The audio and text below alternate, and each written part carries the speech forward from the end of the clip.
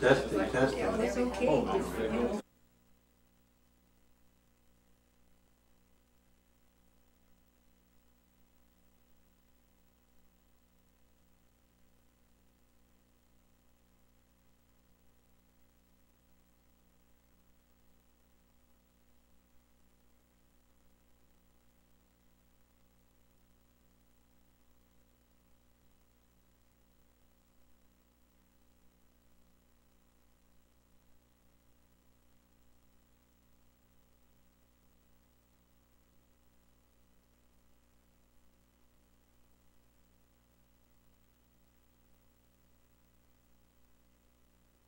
You can begin, please. It's 7 o'clock.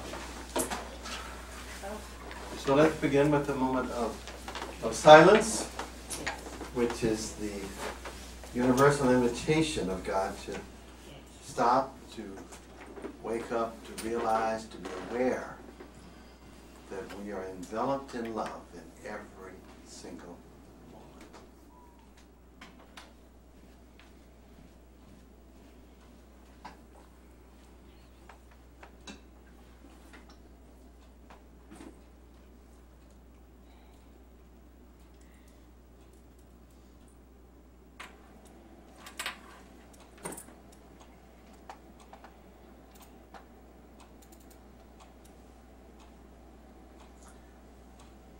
Begin in the name of the Father, the Son, the Holy Spirit.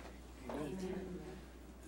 Loving and gentle God, we come before you with puzzled hearts, with confused minds, struggling to realize what is going on in our country, in our world, in our hearts, how we can treat one another as we do.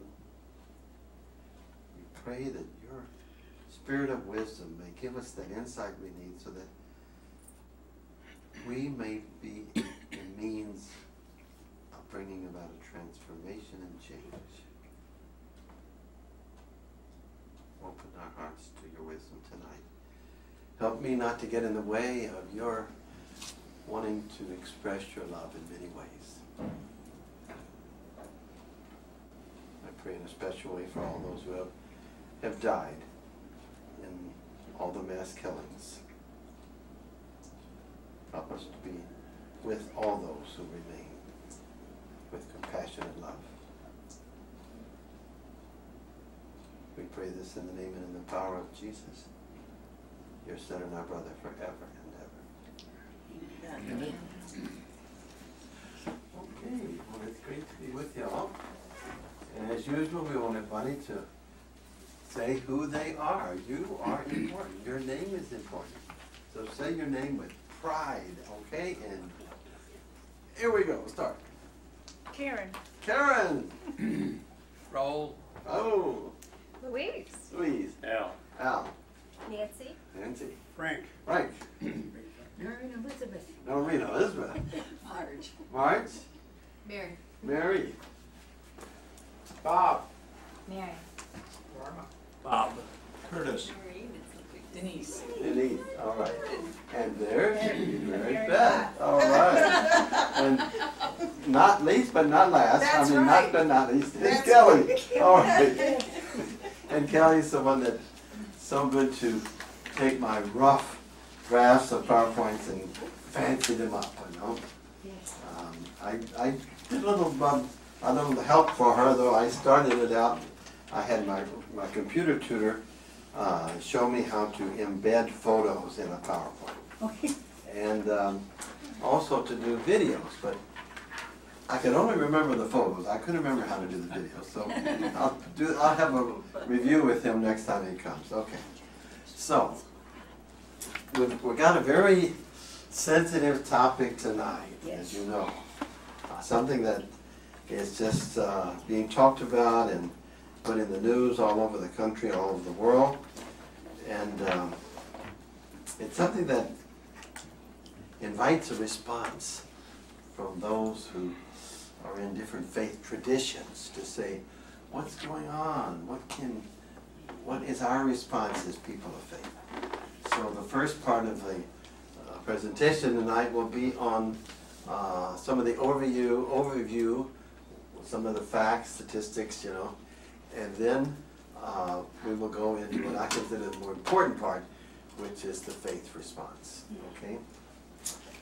Okay. So what I'm going to do, instead of just I'll give the first few quotations from Pope Francis. He said, I think in 5 words, what is essential. Faith and violence are what? Incompatible. That says it all. Okay. And in an editorial from the National Catholic Reporter from November of 2017, it says, Francis, on the other hand, talks about how the greatest tragedy of today is a what? Sclerosis, spiritual sclerosis, and sclerosis of the heart. We'll move it on to that page. All right. He understands the general anxiety of our times and can, as a pastor, talk about it. He offered to walk with us.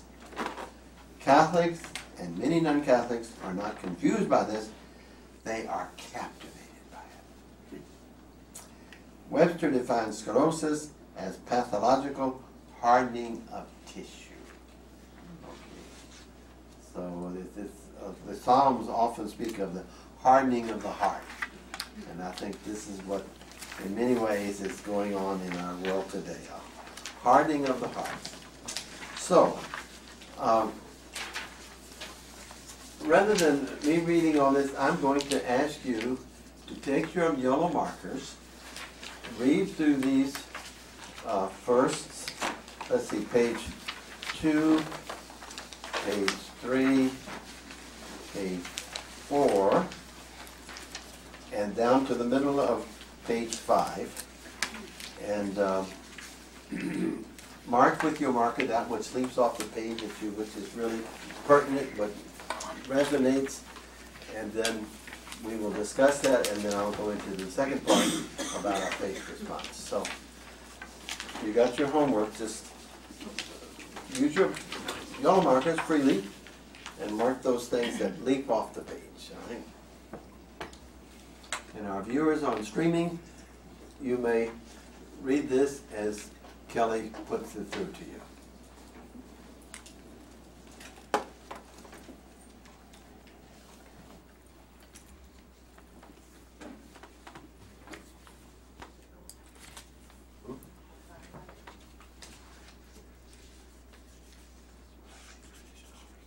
Middle of page 5.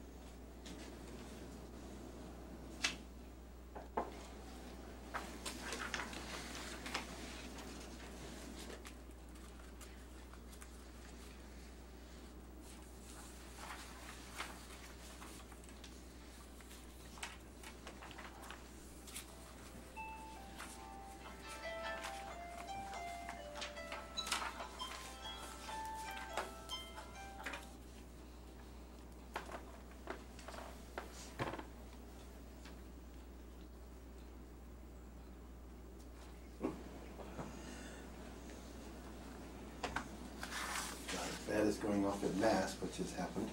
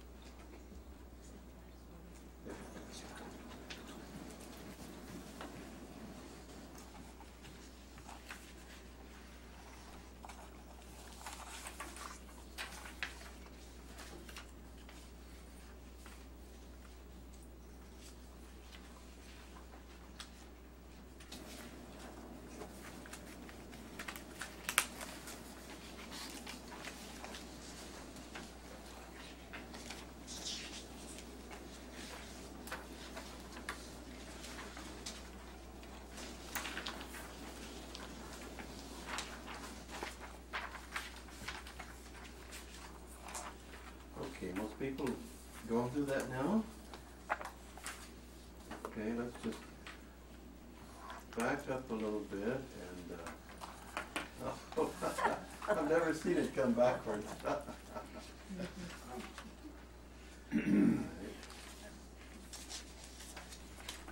cool.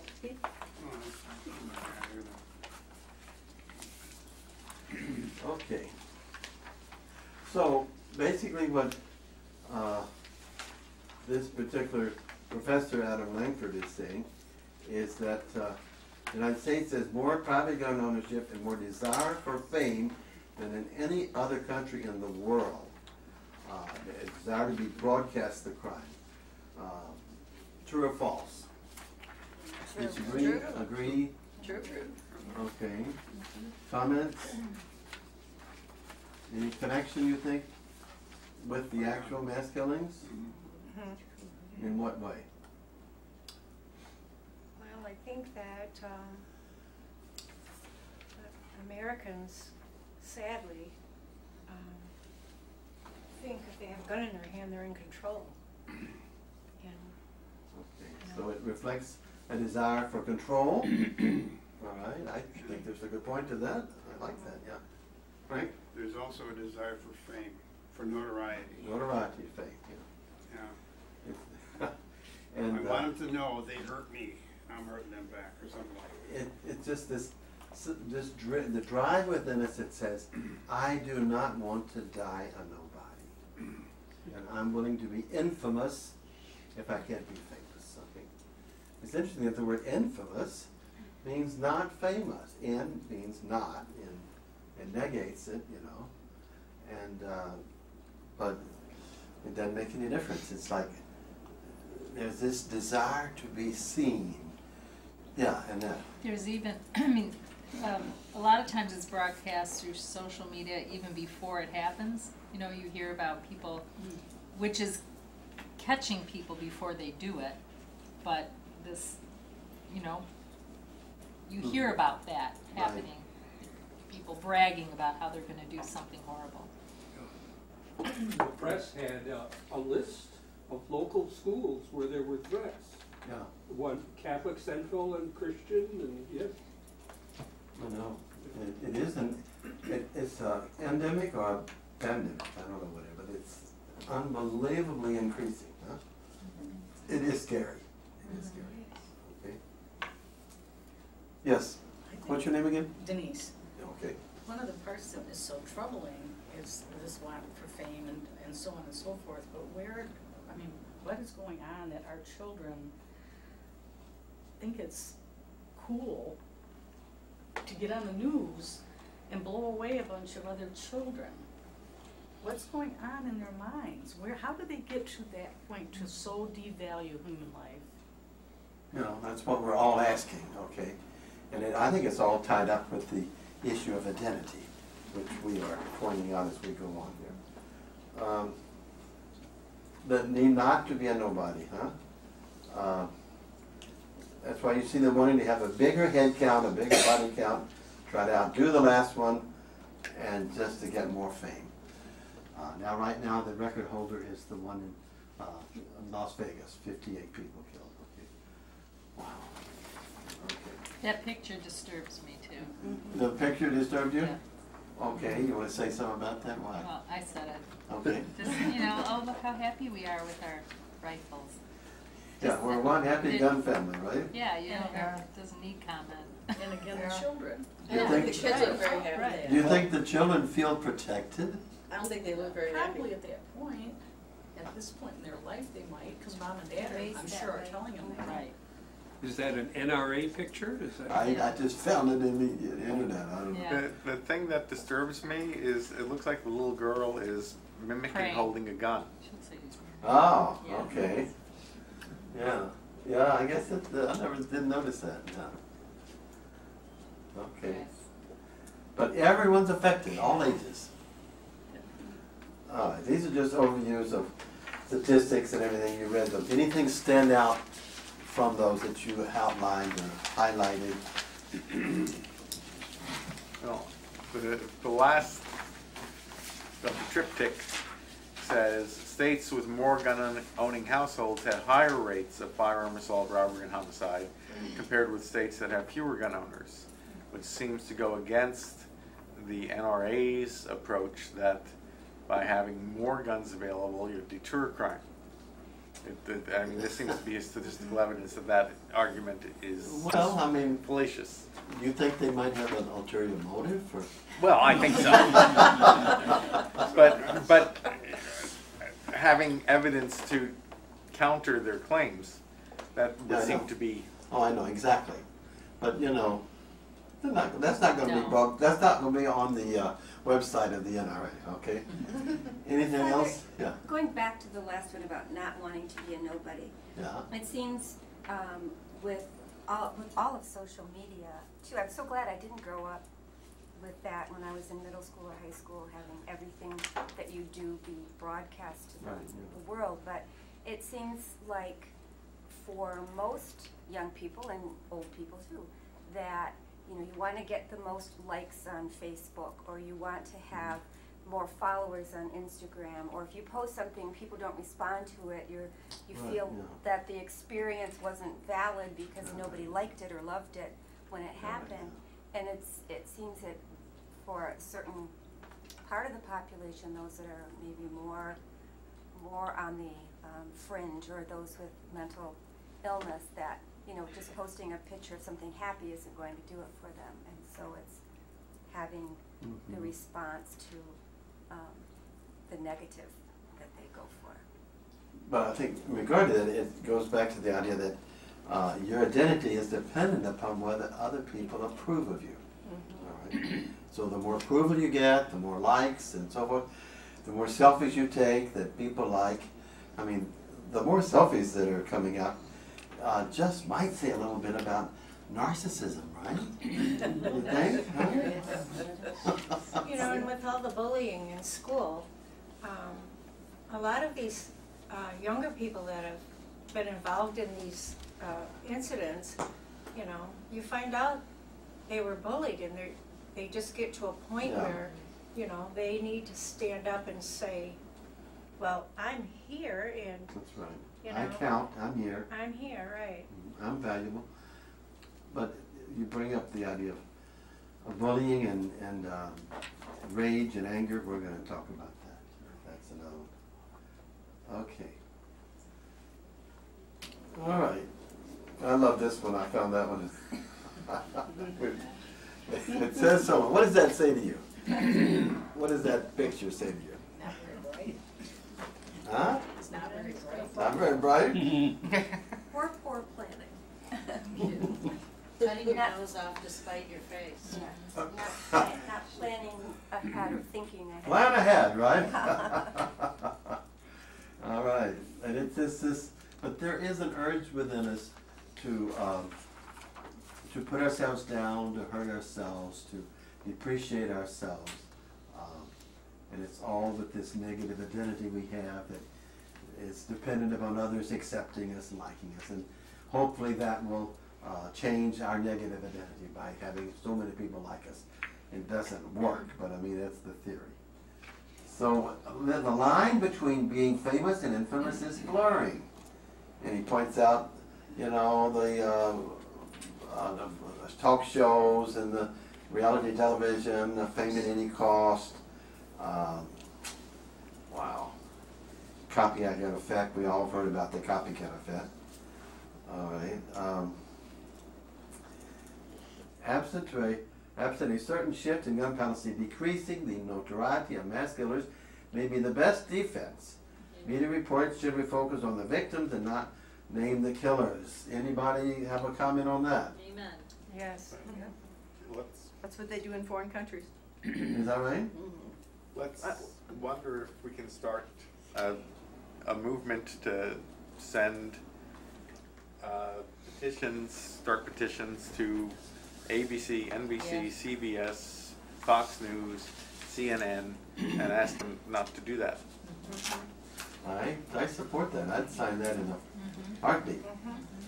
You know, But there is that segment of people who want to know who it was, what was their motivation, what was wrong with them, Well, but you could talk about the person without naming them.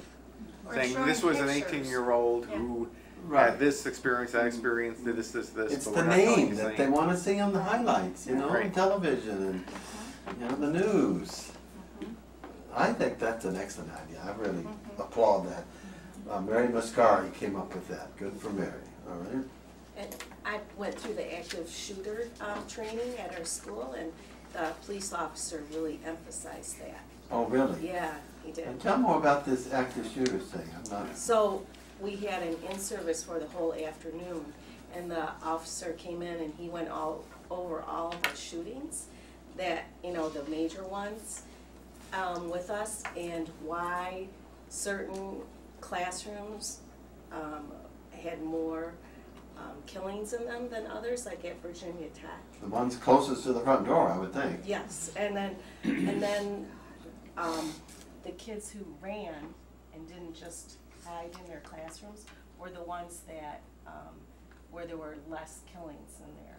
Oh, is that okay? Okay. Yeah, and then he also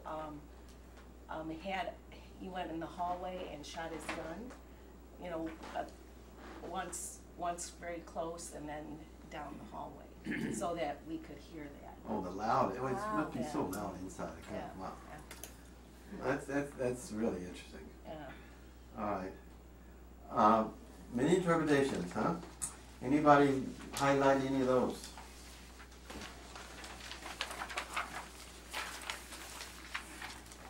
Well, I just think it's ridiculous to put children in a building that has somebody with an AR-15 guarding them. I just think that is totally unacceptable.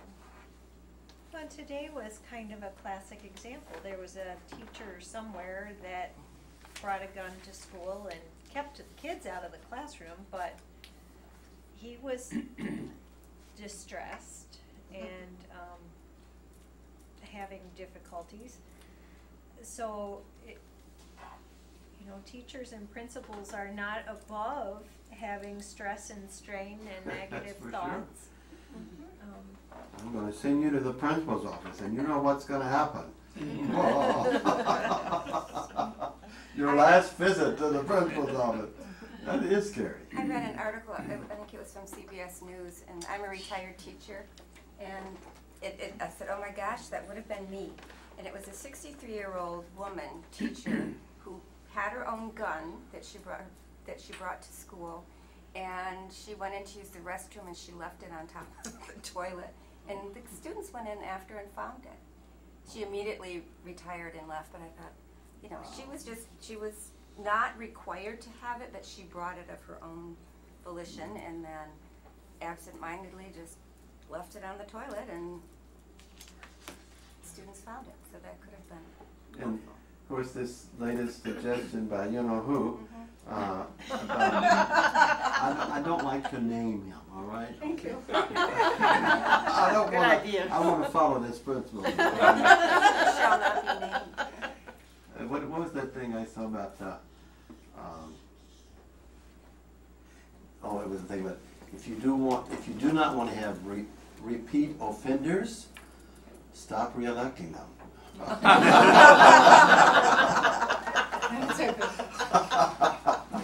Okay, so you who are educators here, and I know there's a number, this bit about giving teachers, now I saw our president talking about all this would only be specially trained people and all this kind of stuff.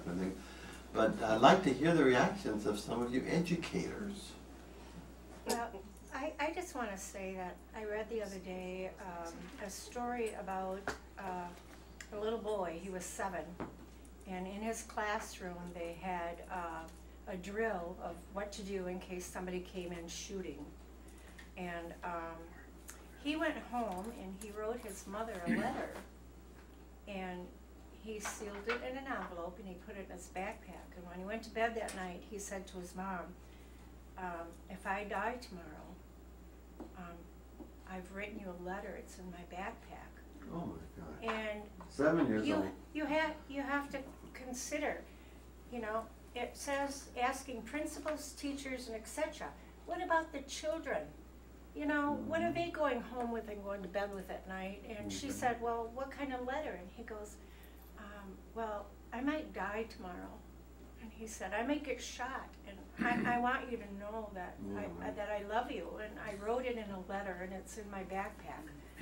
Now, for a kid to have to go to school every day, seeing somebody with a gun, how safe is he going to feel? Well, what is it to your psyche, okay? Right. And I just wonder, I'm thinking out loud here, to what extent this kind of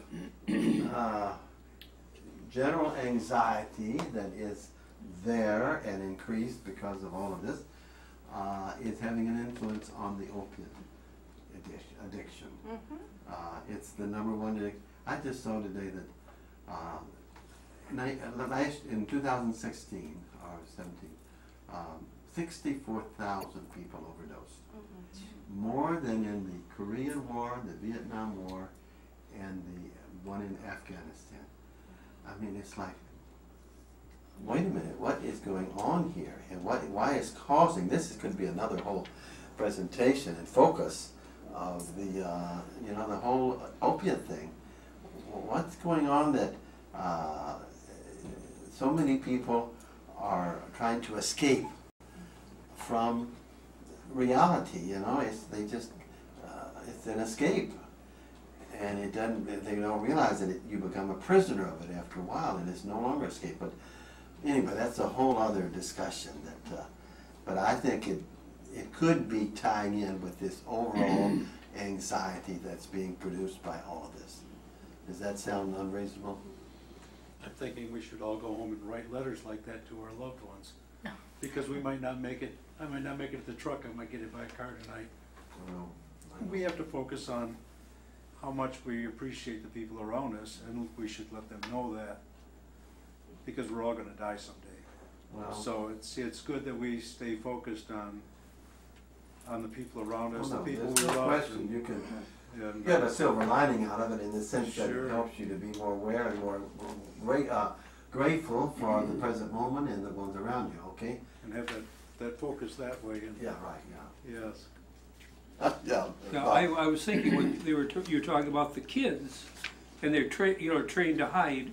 When we were kids, the Russians and the bombs, and then we had training going under the desk. I know, as if that would help, right. But the enemy was over there. Now the enemy is within us. Yeah, in our country. Like Pogo, we met the enemy and it's us, right? It's almost like there's a civil war going on in our country right now.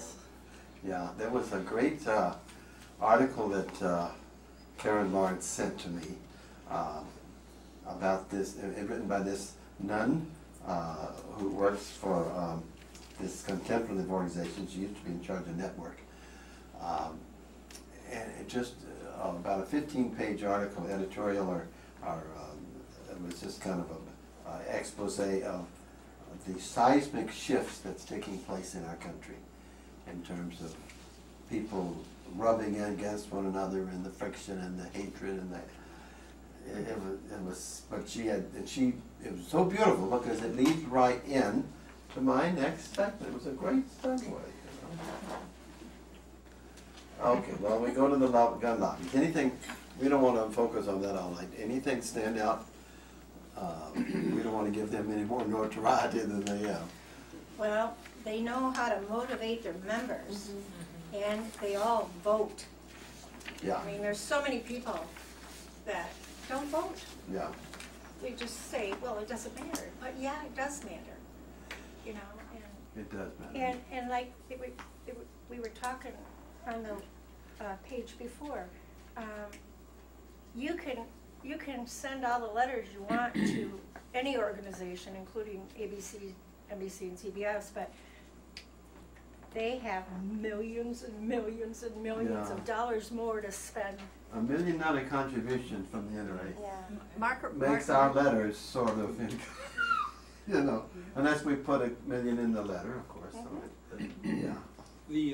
I don't know if anybody else got a mailing from Gabrielle Giffords and her husband. They're starting a political action committee to stand up to the NRA. So they asked for a donation, so to support their efforts. Yeah. You know, this was on CNN, and it was at that town hall thing that they had, and Marco Rubio got $3.5 million from the gun lobby last year.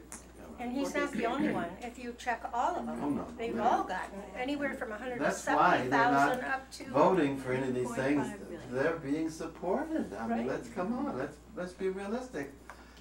I don't know how you can live with yourself in terms of your identity and your self-respect if you are beholden to something like that that does not let you vote your conscience. Because you gotta be re-elected, right? To continue not being your own person, huh? Isn't that beautiful? Right. Yes, Ms. Kelly. Well, you know, as you went through here, the one piece I think is missing, you know, you talk about social media, but the fact that kids grow up, instead of going out and playing in their neighborhood with their friends and having real, true social interaction with people, they are looking at it on a screen. And so that's why it becomes so important to see alike, is because they don't learn how to get along with people. So I know. Well, that's a great segue. The fact that next month, April 4th, I'm doing it today for March because I'm leaving Saturday for the mission for 2.5 weeks. And I won't be here the first Wednesday of March. But the first Wednesday in April, I'm going to be focusing on the whole issue of the phones, you know, cell phone addiction. Okay? What's going on there? It's unbelievable. So anyway, this is the I found that. I think send that to the IRA. Right? Father, the comment on the screen before that, the last one, the question, Yeah. are there any right solutions? Yeah. I have many, many reservations about arming teachers and principals, but what scares me the most is when I listen to the president talk with that one group of survivors from Florida, and he's got on this thing about arming teachers, and then it's like, that's it, that is the solution, we're done, we don't need to Quick talk solutions. we don't need to talk about anything else. And so everyone wants to find something that doesn't impact them, like the gun owners say, yeah, let's put more guns in the schools, because Right. that won't. What a great suggestion, you know, that you can sell more guns, you know, wow. What a- And make more money. Yes, ma'am. I have, Your name, please? Colleen. Okay. I have a really great fear that our government is trying to take away our guns. And it's like, we're into Lent, and then Easter, and then Passover, and then remembrance of the Holocaust.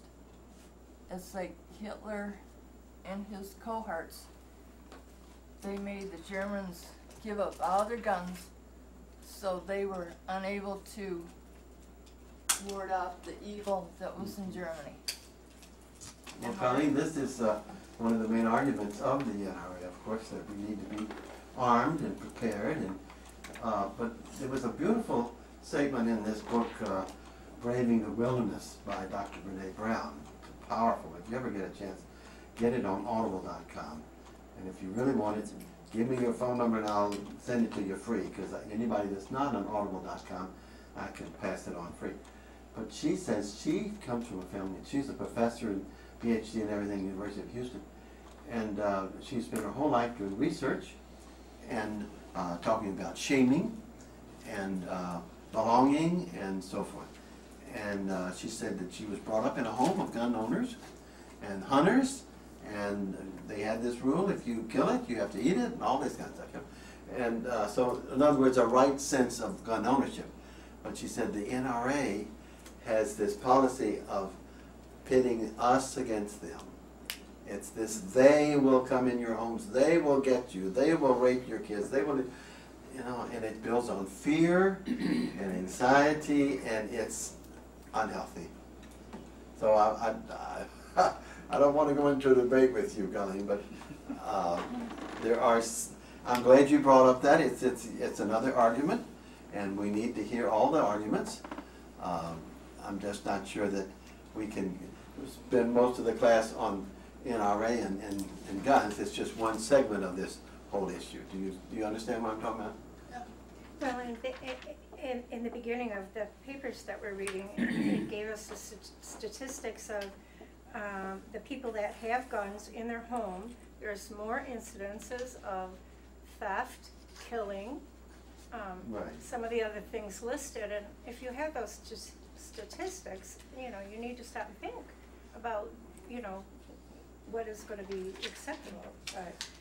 And I don't have a problem with anybody having a rifle or a handgun that shoots one bullet at a time, because, you know, somebody can get that person if they can only shoot once at a time. Yeah.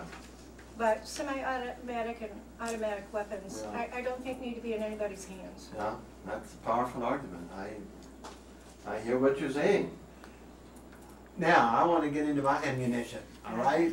This is my gun here, you might say. I really think that behind all of this, there is the elephant in the living room that we're not paying attention to. We're walking over it, tripping over it, smelling it, but we're not aware of it, we're not acknowledging its presence.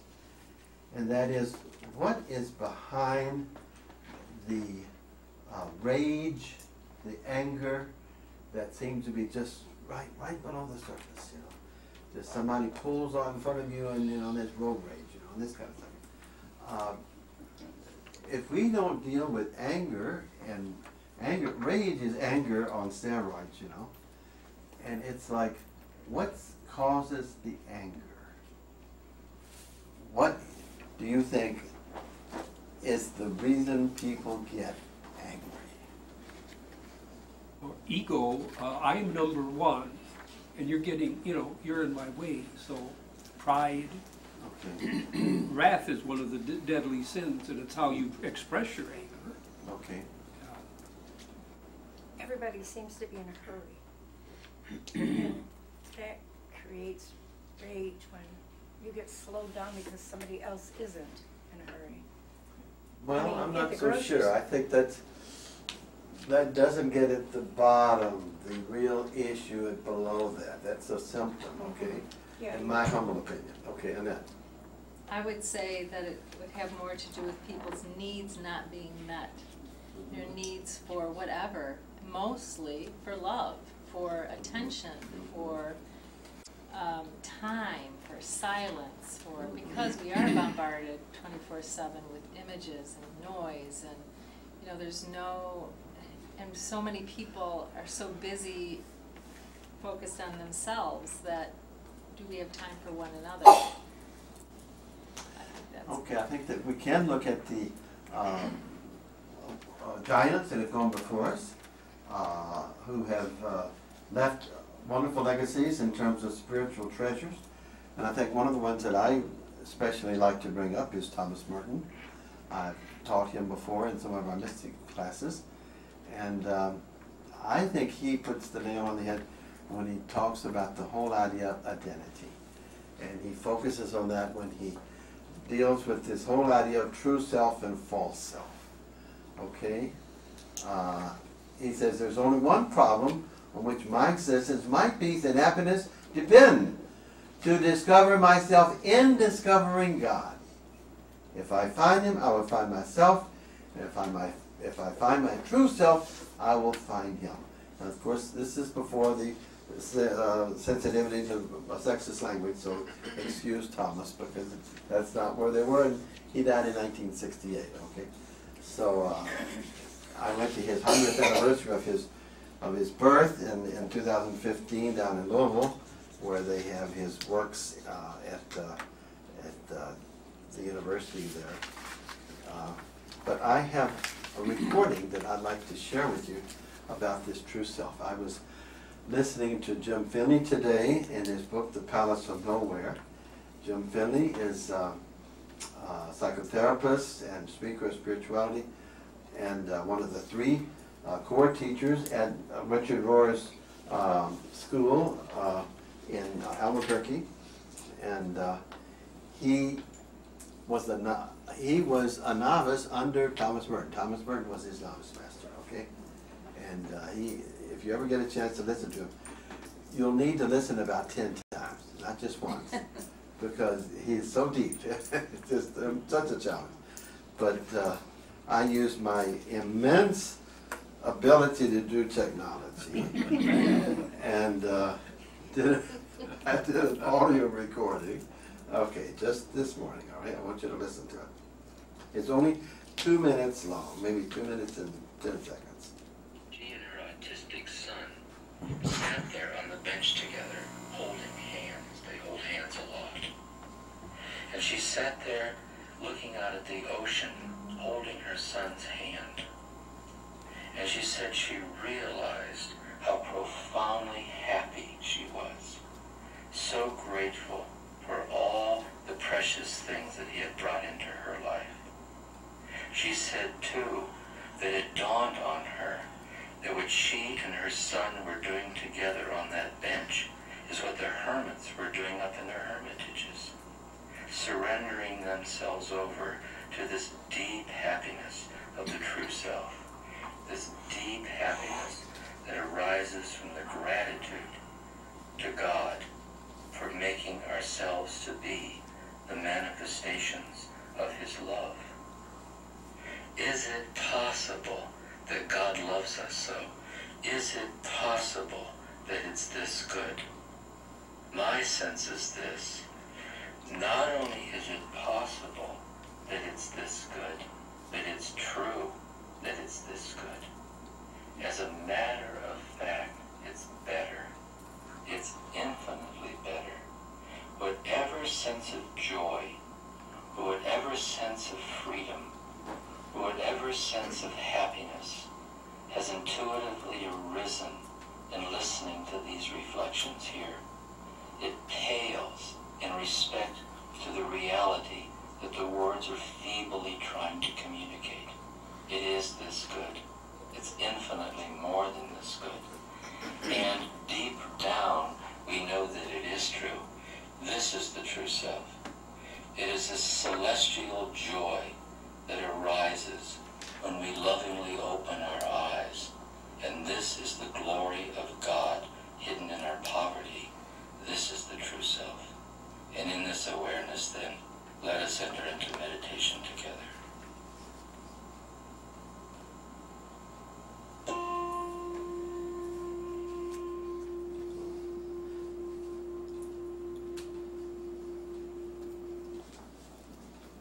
So, this is the, let's see how She and her autistic son how do I set sat this there off? on the bench together, holding hands. They hold hands aloft. Oh, there it is. Okay, such a discovery, isn't it? You know, every time I do something, it's a discovery of, oh, where's the something? Oh, there it is. The joy, right? It's the little things, right? So what did you pick up from that 2-minute excerpt from The Palace of Nowhere? By the way, nowhere is a play on words, right? You ever think about it? Nowhere is now here. See? Okay. So, what did you, anything resonate with you when you heard that? He talked about poverty, finding ourselves in poverty. That's what Jesus did. He didn't go with the rich people, he went where the people were hurting. But he was talking about the poverty in ourselves, loving our own poverty. Yes, Anna. They weren't doing anything, they were just being and full of joy. We're human. As I always say, you know. But this is that pearl of great price, that treasure hidden in the field, that we are not focusing on, we're not aware of. And this is, unless we become aware of this discovery of ourself in God, no matter what we do, we're going to come up with more discord, more conflict, more killings. Who am I? That's the essential question. That's the essential question. Who are we? Okay, who's going to read this verse? I'll read it. All right. Every one of us is shadowed by a false self. This is the person I want myself to be, but cannot exist, because God does not know anything about him. And to be unknown to God is altogether too much privacy.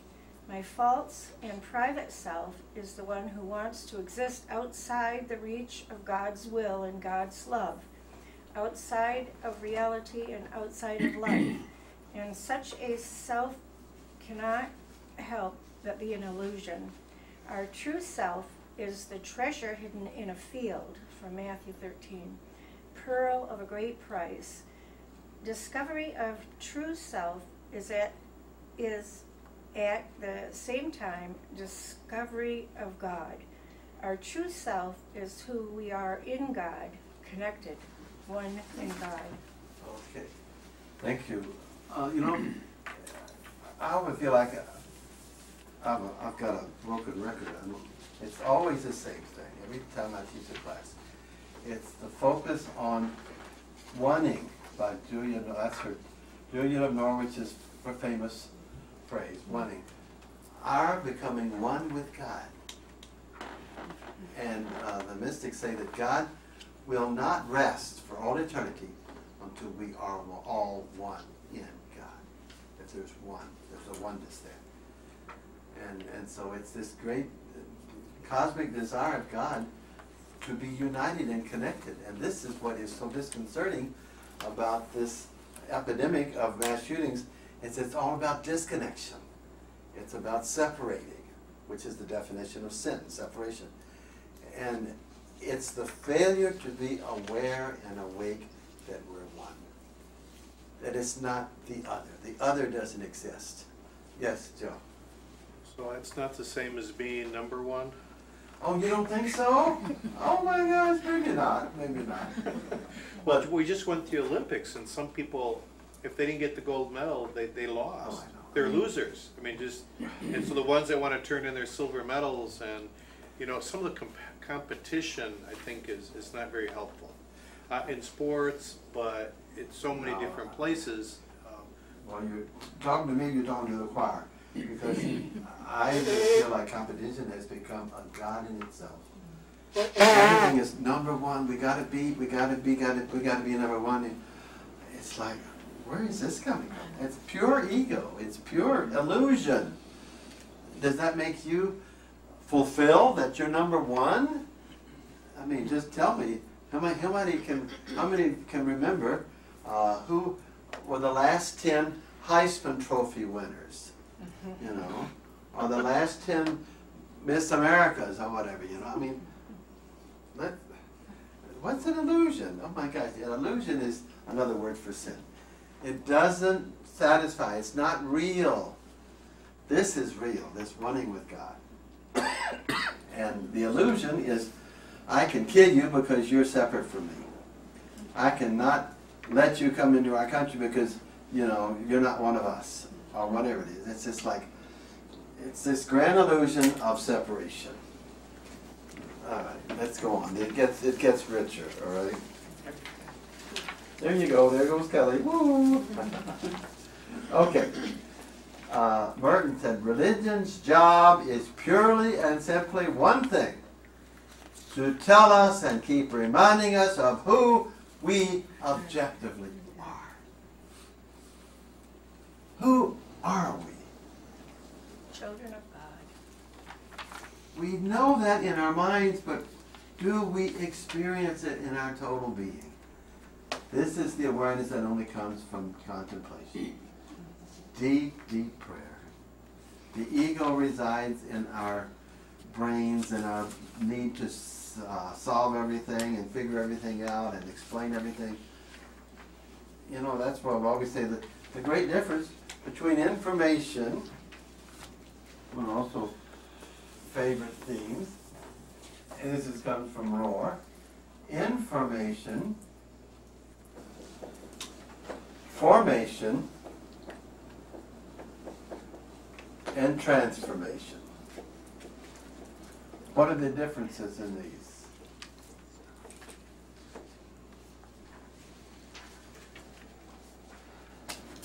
Are they correlated?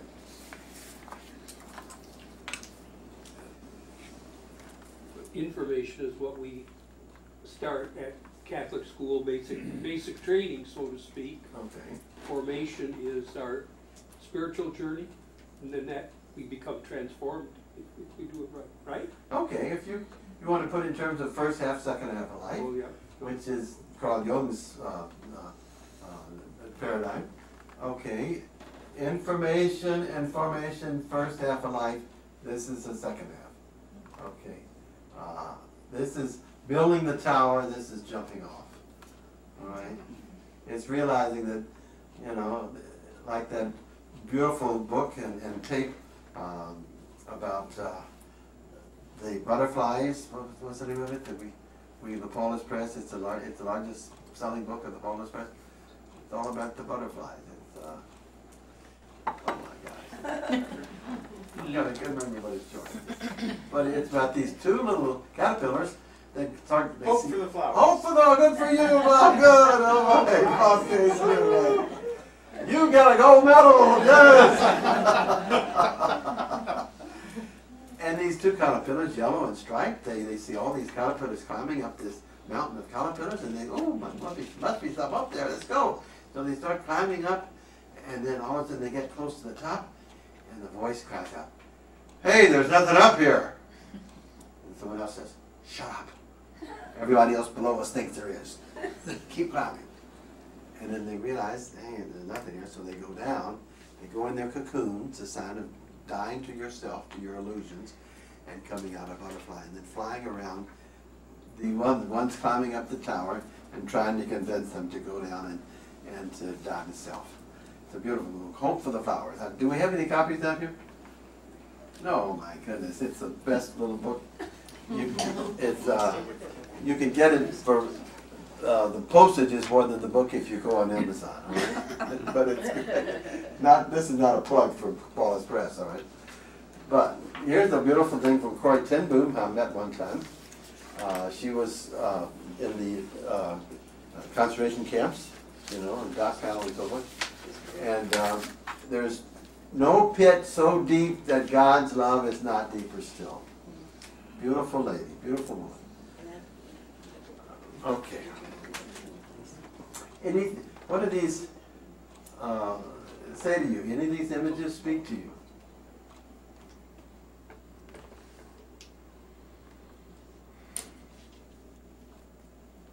The wanting speaks to me.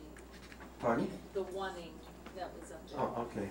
That, you know, it's not just being one in God, it's being one with each other, because if God is in all of us, then we are, you know, and we're waiting for that time when God will be all in all. That's right. God is not separate from us. No. We're not separate from each other. We're living in the illusion that we are, and we're living in the illusion that we have to gain God's love and attain it and achieve it and merit it and deserve it, and it's all an illusion. All you can do is receive it. It's pure gift. Because if it was something attainable, the ego would get up there and get on its trophy case and gold medal and everything else and say, well, look, I made heaven, why didn't you? You know? I mean, it's all ego. It's all ego. And in the mystical sense, ego is different from Freud's ego, superego, and id.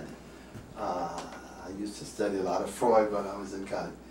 And in fact, I did my paper for my bachelor's on the relationship between scrupulosity and obsessive compulsive neurosis according to the theories of Freud, Jung, and Adler. It was something I probably couldn't even understand now if I reread it. It was interesting at the time. All right. There we go. There's our little fame, right? And power. Okay. Who wants to read this with vigor, with vim, with strength? Bob, all right. The true self and success. If I had a message to my contemporaries, it is surely this. Be anything you like. Be madmen, drunks, and bastards of every shape and form. But at all costs, avoid one thing. Success. If you are too obsessed with success, you will forget to live. If you have learned only how to be a success, your life has probably been wasted. Thomas Merton, The Story of Beginning to Forget. Okay. Well, Thomas Merton, that's my little story, all right? And that was the story that I may have told you before about the little 4-year-old who one day his parents come in with a new little baby brother. And he's so excited, and they dick him into this little room and put him in his bassinet, and they start to go out, and then the little 4-year-old says, "Hey, Mommy, Daddy, can I talk to my little brother?"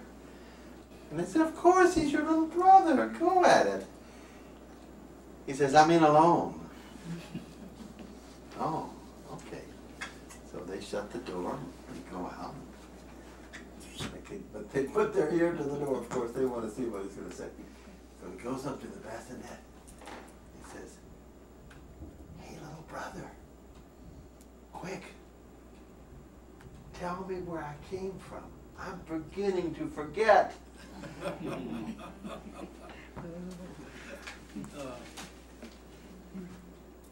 And we are all beginning to forget. We've all forgotten in many ways our oneness.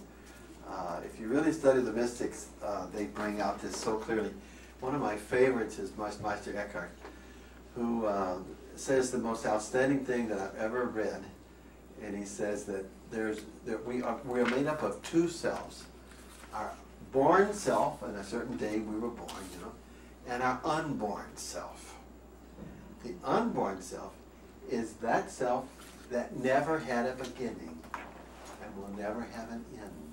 It's always been in God. Wow, you know? And I really resonate with that. Why, you might ask? And that's why nothing ever satisfies us, no matter what.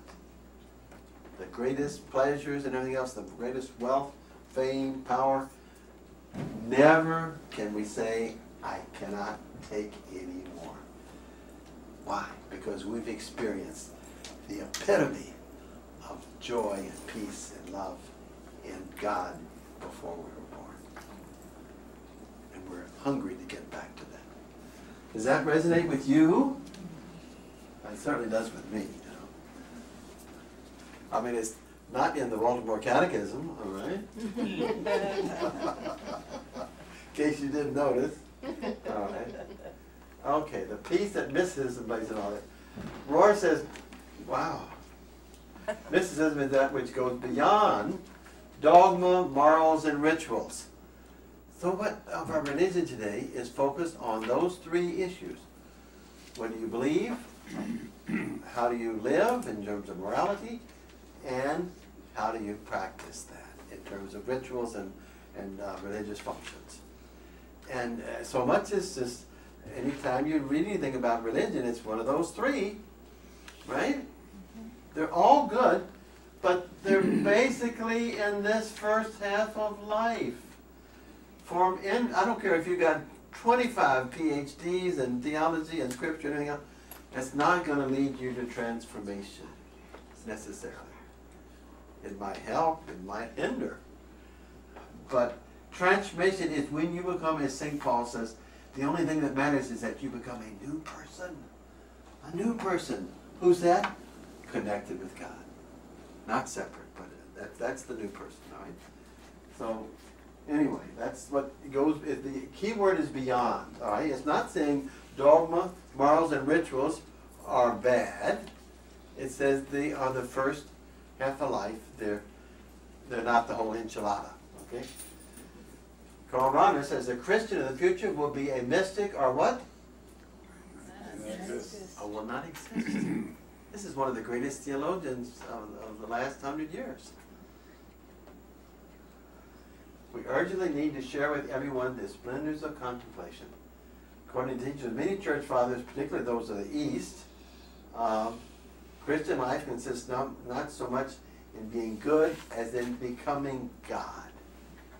And maybe there will be hope that Christianity will survive into the future, only not as a ritualistic, moralistic Christianity, or dogmatic, if you want to put that in there, but a truly mystical, contemplative, joyful, and serene Christianity dedicated to loving and serving its neighbor or as itself. This was written by Michael Casey, a Trappist, in his book, Fully Human, Fully Alive. Fully divine. Fully human, fully divine. Anybody resonate with that? Speak up. Let me hear you. I'm tired of hearing my own voice here. What do you think? I think when I look at the young people of today, though, how much exposure do they have to this? How much are they hearing this?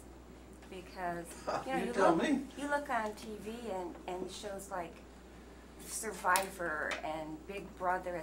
It's all about beating out your fellow man and coming out violence and being number one, and the ultra competitive nature of it. And even we as parents, well, you know, the two special child, or how you are so perfect and so you can do no wrong, and my child would never do.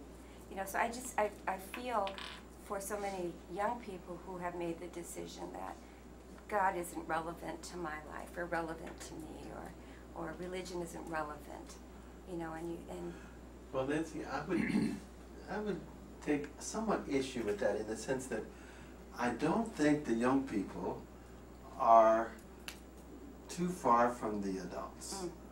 You know, I don't think the apple falls too far from the tree. And I don't think we as a whole have gone into the depth of our faith tradition. We have been satisfied with going to church on Sundays and obeying the commandments and putting money in the collection and so forth and so on. Not, I mean, I don't want to put everybody down, and it's just that's just an overall kind of a universal statement that is certainly has exceptions. But have we gone deep? Have we gone into the desert? Have we gone into silence? Have we gone into solitude? No, we're pretty satisfied just to go to church, and you know, and if the church and Mass is not transforming us, you know, it's still first half of life. It's like, where is it going to happen? All right. There are movements of people who do these things. In fact, at St. Thomas this past weekend, I did a retreat with 22 women, a silent, contemplative, self-directed, scripture-based retreat. And I cannot tell you how happy these people were Right. to just, you know, it's just what I needed. It was, Yes. you know. Oh, exactly. So I think it's out there, you know. It's out there. It's not many You know, people. Yeah. But those young people in Florida who were survivors of Yeah. that shooting, they give me hope. You're listening Yes. to those kids Yeah. talk. Yeah. Yeah, and it's not all about me, it's about us, and Yeah. they don't want other people to have to go through what they've gone through. Even the First Lady said that. You Yeah, know. she did. No, okay. Yeah. Other than in my short life here on this planet and this short time in history, I've seen this occur where we have fallen away from God. We've given Satan a toehold. I went to public school, and I remember having a Bible in the classroom and remember a teacher reading verses out of the Bible. And I remember them teaching the golden rule and participating and working with others. And then I saw no fault divorce come along. No fault, we're separating. And the kids were gone. And I've seen government programs encourage families to break up so that they could get more financial support. And we had a draft. I was not in the service, and I'm glad I never got drafted, but I was there the last couple of years, and we lost that. As much as I was scared to death to go into the Vietnam War, I think we lost that because there's very few people that go into the service that actually are involved in battle. They're learning things like making their bed and brotherhood and being cooks and clerks and transporting equipment and transporting food. They learned that to work together, and then that disappeared. Yeah, I hear that. I all want of a to sudden cut you off for a second because I think we need to get back to this subject here, which is the depth, okay? Well, that's what I'm getting at, is this, we have gradually slipped No, away but from see, I getting take together. issue with you in the sense that your position is that we had it then and they don't have it now. I think that what the youth are seeing is superficiality in so much of our religion, and that we never did have it. And they're saying, well, it didn't do anything for you, why should I go to church, you know? That's And what so the it's millennials not think. about just information and the Bible sharing, Yeah. it's transformation. Yeah. So, I mean, I hope you don't mind, but I don't agree. Yes, go ahead. So, with these shootings, and people say, let's pray for those that died, and pray. Yeah. Well, that really isn't going to change or transform what's going on in the world. And so, it is about being active and speaking up and doing what you can to make real change. And part of it is recognizing that we need to take care of ourselves, learn how we're part of God, but then also how do we bring that up with others? Get them into the picture. But part of it is you got to do something different. We can't just well, let's pray for them. You know, let's pray for them is a showing of compassion, okay, which is a part of the unification process, okay. Yes, come in. Yes. Now, years ago, I rented a room to a lady that was mentally challenged. Okay. And she walked up and onto the top of my porch roof. Mm-hmm. And at that time, you could go like to a psychiatric hospital and write a brief statement of what she was doing. And they would pick up this person and they would evaluate them. But that you can't do that nowadays. Yeah, So you times have really changed. I agree, and in many ways, psychiatric, mental health. You know, it's interesting that it was brought out that we just need more mental health with these mass killings. That's all. And the last budget, 25% cut in all mental health. Okay, let's be consistent, huh? All right. But that's a good point. Yeah. Yes, sir. I really appreciate your point about that the apple hasn't fallen far from the tree, because we have created 2018. We have done that.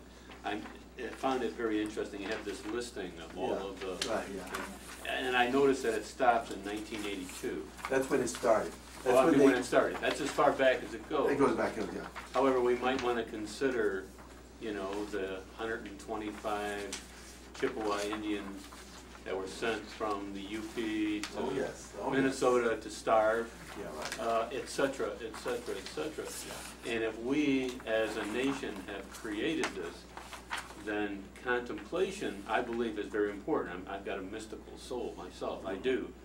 But if we don't translate that into anger in the ballot box, and you will not cross this line, this is morally wrong, you will, here is where I stand, and, you know, by golly, you know, we're going to organize, and we're going to be like Jesus throwing the money changers out of the temple. Okay, mysticism is not true mysticism if it does not lead to compassionate love and service and outreach to those who are being treated unjustly. It just isn't. It's not valid. It's not authentic. It's just noise. It's not authentic. Yeah. You have a good point there. Thank you. Yes. We can't get to that place until we pray and pray and pray and pray and pray like what you did. That kind of thing. You go into silence, right? We pray, yes, we pray for those kids, and we say we pray for them, and I think we should pray for them, as you said. That is compassion. But then we ought to pray for ourselves. Oh, yes. And have compassion compassion for ourselves. And how do I help? I know. What will guide me, God? Because if I do it, I'm going to mess it up. Please guide me, God. You ever read that beautiful reading of Thomas Merton, his prayer about, I do not know where I'm going, and, you know, it's just, and it's beautiful. I wish I could remember it all, but it's a powerful. Okay, let's kind of move on here. Okay, truth transformation. Dogmas, morals, and rituals cannot transform us into who we really are. And that's not to put them down, it's just not enough, okay? This kind of transformation, which our baptism calls forth from us, is brought about through great love and great suffering. Those are the transformative fires that transform our ego into unity of love. All right? This is, I feel very strongly about this. And I'm open to hear your objections or disagreements or whatever, but think about it.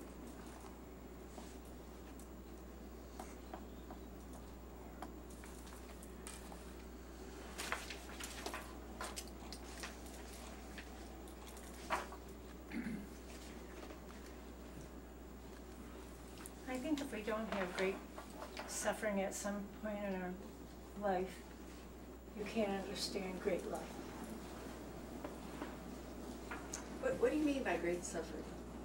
Well, things you go through in your life and... No, I'm asking about... Well, Oh, I'm sorry. I wanted to you know. know, basically, Roy says, suffering is basically anything which you don't have control over. You know, it could be the weather you don't like, or the teacher, or the priest, or your looks, or your weight, or whatever it is. That could be suffering because we don't have control over it.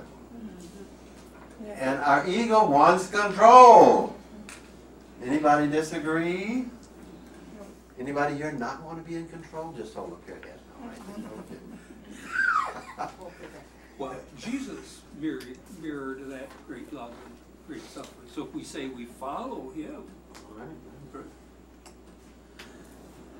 Now, great suffering doesn't have to necessarily transform into compassion and transformation.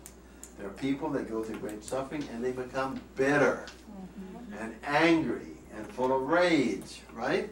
Yes. So what is the difference? Why do some people experience great suffering and others don't? Yeah. In my experience, great suffering is a window of opportunity to experience grace. Because when you either don't feel like you have any control, or if you feel that you have failed or that you have sinned, that's when you can let God come in and say, yeah, you're imperfect, but I love you anyway. Sure. But if you don't allow that to happen, then the suffering can eat away at you. Right, so it's a choice, right? It's an opportunity, which means at the basis of that, it says that there's a choice involved. And whenever you have a choice, you're talking about the whole issue of judging.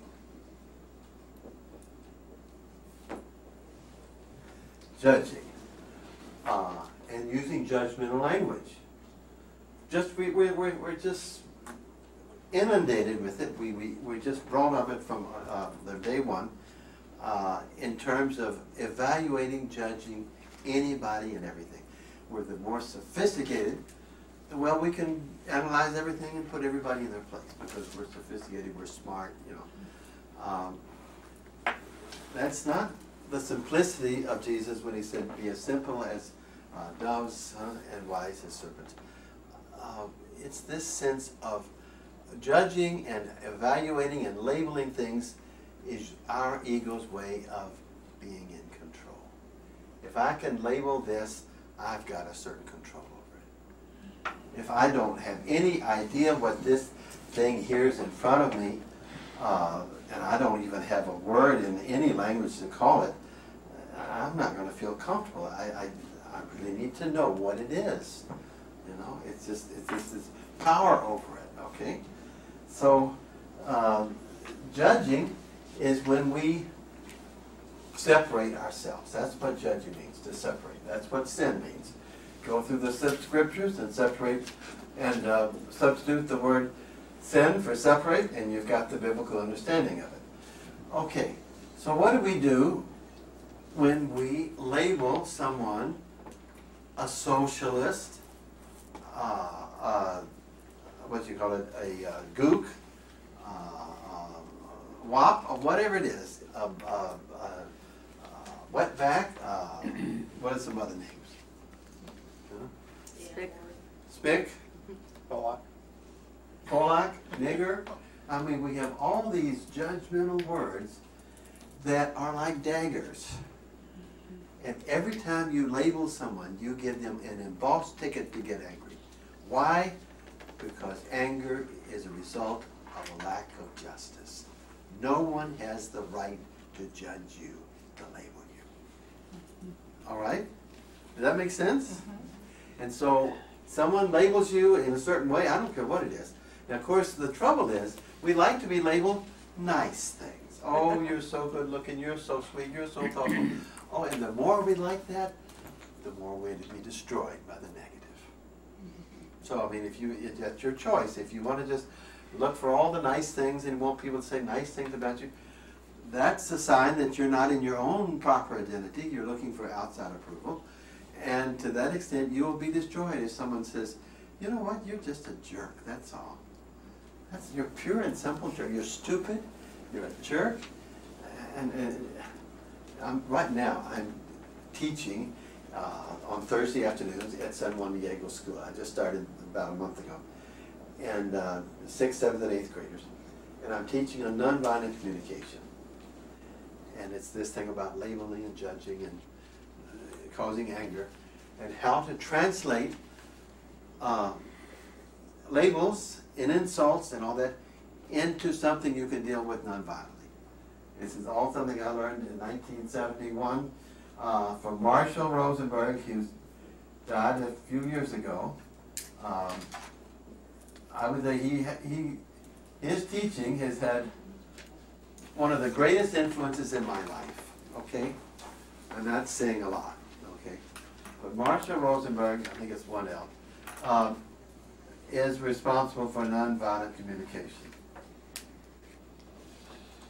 Look it up at Google, look it up in YouTube, look at all the videos that Marshall gives on how to diffuse anger, diffuse labels, translate labels into workable solutions and workable communication. This is what we need to be teaching in our schools. Because so many of these people that are filled with rage have been discounted and put down by language, so that now they're just looking for a place to explode. You know, a gun to grab. You know, we talk about looking for causes. I would say mysticism and nonviolent communication. I put it in those two areas, that strongly. All right? Any questions on that? I know it's I give 2 or 3 weeks on this thing, so it's not possible to really go in there. And you look on the website of Catholic Information Center, and you'll see my teachings on judgment and communication. All right. All right. This is my personal take. I believe that we're being caught up into an ever-increasing world of noise and frenetic activity that is causing havoc on our very souls. We have not learned the basic skills of nonviolent communication, and to take offense and give offense in our use of language, just what I said. We're living in an epidemic of polarization brought about by our inability or unwillingness to truly listen to the other. It was brought out beautifully in the homily at Marewood this Sunday by Don Weber, whereby we objectify others into not being fellow human beings, but we label them socialists, conservatives, liberals, tree huggers, perverts, enemies, gays, potential monsters, whatever it is, from which we need to protect ourselves at all costs, even to the cost of our very natures and souls. Avoiding pain of any kind, living in comfort and safety, and being right can become our modus operandi, the main objectives of our lives, a popular life goal, taking care of number one and being number one. All right, this is my little soapbox. All right, I hope you're not bored by it. All right, I conclude with this. Because of a tendency to live superficially, a universal call from our loving God to go out into the deep, we tend to live in a pervasive anxiety, focusing on what we consider our greatest priorities: prosperity, protection, and prestige. Our power, prestige, and there's one other. The 3 P's of Lord. None of which are big enough to be our God. We vacillate between anger and fear, sometimes not able to have the least idea from where in our souls these feelings and reactions are coming and what brings them about. We tend to fear and avoid the very things that can be of greatest benefit to our spiritual, emotional, and physical growth: silence and solitude. These are not popular, you know. You try to run for office on the platform of silence and solitude, and you're going to look like this guy, you know, real soon. It's not going to get you anywhere in our particular world today. All right. We often avoid reflecting on our approaching deaths and let ourselves be satisfied with the perks we grasp for our life: food, sexual fulfillment outside of solid relationships, eternal competition, primarily war, consumerism, gratuitous violence in the media, our popularity on Facebook, etc., and basically entertaining ourselves to death, as one author puts it. So often living in illusion, which is another word for sin, without being aware that we are, and afraid to wake up. All right? Do you think that's why a lot of people have a problem with being silent and saying, God, I'm with you, and just be silent for? Well, I'm glad you asked that. Because I believe that a lot of people are afraid of silence is because they have an image of God as the avenger and the great punisher. Right. And so if you be quiet, God's going to treat you like he did Abraham and tell you, I want you to kill your only begotten son. All right, do it now. You know, well, I'll just keep my distance, thank you, and I won't be in that situation. So it's this idea of your image of God. If it's going to be of the punisher and not the one who loves you unconditionally for no reason whatsoever, just because God's nature is love and you can't do a thing about it, deal with it. It's just pure love. You can't earn it, deserve it, achieve it. It's gift. And I know we say there's no such thing as a free lunch, but believe me, grace is free. You can't earn it, you know? So, does that respond to your question? Yeah, because that's what I find, because I meditate. Yeah. And I that's my favorite time is when I'm silent with God, but a lot of people are very apprehensive about that, and you know. Keep the television on, keep the radio on, keep the music on, you know, don't be silent. People get very nervous when they're alone and silent. It's the most beautiful time in my life. I live alone. I mostly live in silence all day long. And I have two sessions a day of 30 minutes each of total silent contemplation. And I don't know how I could live without it. I really don't. And you know, there are some schools that are teaching that to our young people, and I think that's going to be a great benefit. Oh, I wish we'd teach it all over the place. Yeah. Teach contemplation and nonviolent communication, and we wouldn't have these mass killings.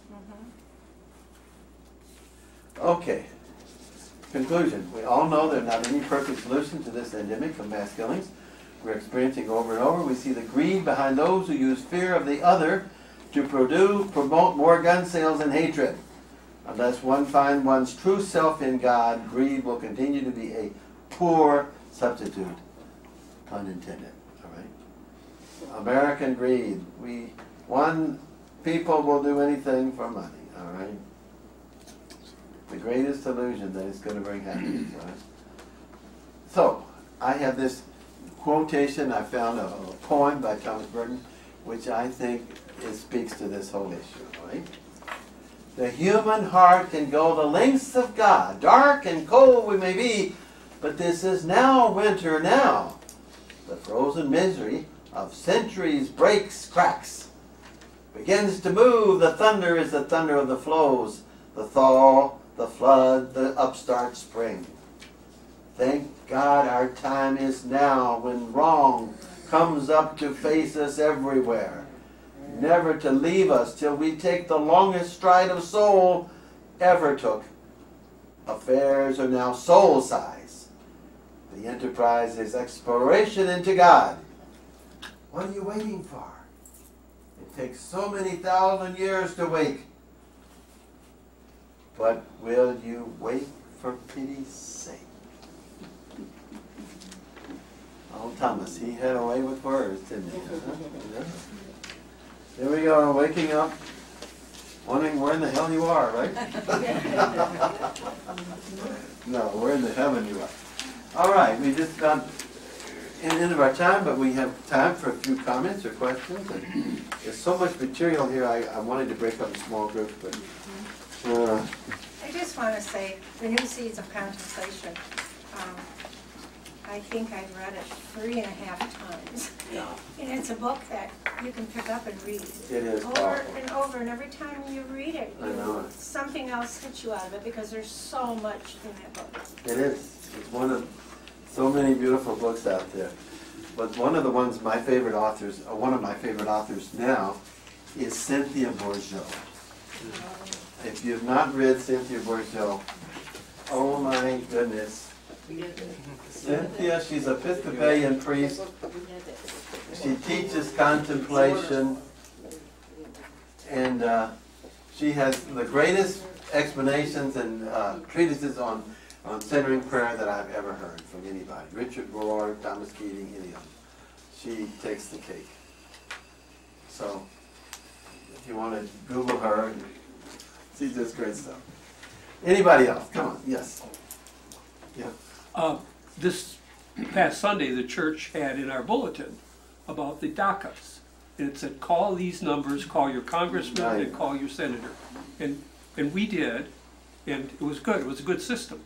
And I was wondering, will the church put out something on guns and the debate on guns and say, call and let them know how you feel? Well, I hope so. I think that they promoted in the cathedral, didn't they? I think that I remember John Gainey talking about everybody calling the representatives.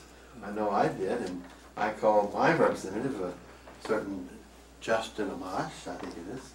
And anyway, I talked to the person answered the phone, and I was going to give her my address. Oh, we know who you are. Because I've called so often.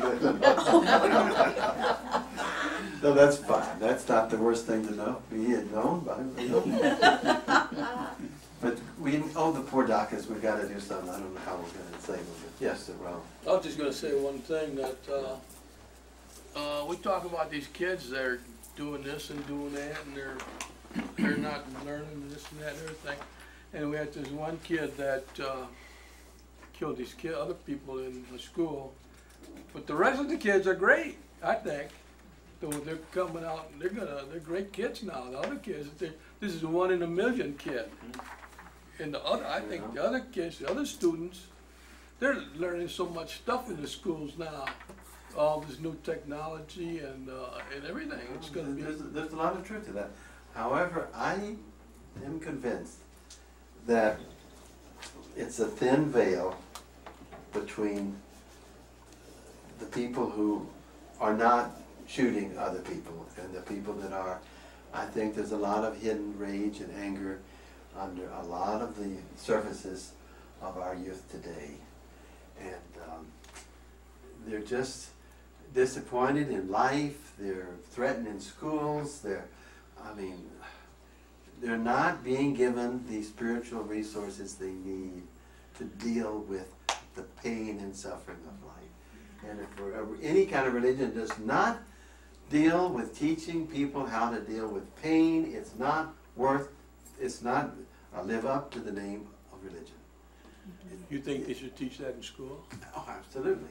In public school? Why not? How do you deal with pain?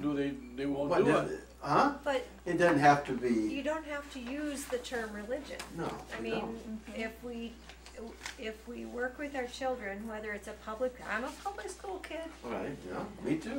Public school or parochial school, but also in the home, not everything's perfect. You're not the perfect child. None of us are perfect children. The world is not perfect. The world is flawed. You're gonna fail as much as you succeed. Right. So how do you deal with your failure, and how do you deal with your success? That's right. Your kids are going to follow your example. Exactly. The parents. And the kids are. That's scary. That is. And the kids are all different. Even if they try to follow your example, everybody's different. Everyone is different from the other. Right. So we're not parents. Most of us in here are not currently parents of young children. I don't think. Looking around. So we as older adults need to figure out a way to mentor younger adults how to parent the young children. And then Al and I work, both of us volunteer with the Red Cross, and we're here tonight because we work with a group that provides care and condolence to people involved in mass fatalities. Now, whether that's some of our partners were out in Las Vegas helping with that. I was down in Puerto Rico. Both of us were down in Texas after the floods there. Whether it's natural disasters or human-made disasters, and part of our job is trying to help people figure out how do I make sense of what has happened. Exactly. Hopefully in a way that it doesn't get propagated. You know, somebody shot me, so now, or my friend, so now I'm gonna go, how do we help people make sense of it?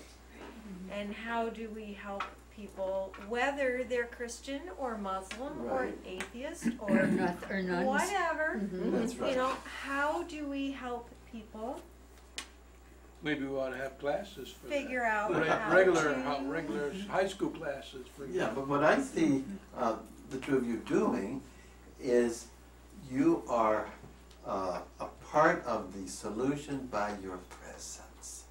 Just your presence to the people in pain is a gift.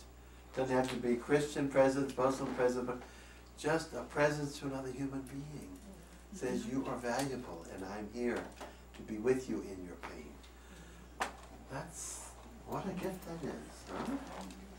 This gentleman, though, was talking about, and other people have talked about how the Parkland kids are leading the way. Yeah, now We there are, should- yes, right. We should be ashamed Yeah. because our children are leading the way. And the children are being dynamic and dramatic, and they got all of the angst, and they have all of the, you know, drama of a teenager. But by golly, they're putting together a program. I hope they persevere. I really do. And it's the antidote to what we gave them. That's what they're doing. That's a good point. I hope so. And it may be that, thanks for coming. Okay, we just have about one more minute and we gotta finish up, all right? It may be that they also don't have the fear yet. You know, we, Well, that's true. as Well- adults, we're afraid to change. We're afraid. But they're getting good doses of learning how to be afraid with these mass killings, right? Yeah, one more. Because of the suffering that's occurred in all of these mass shootings, and my suffering because of the feeling of hopelessness and inability to help.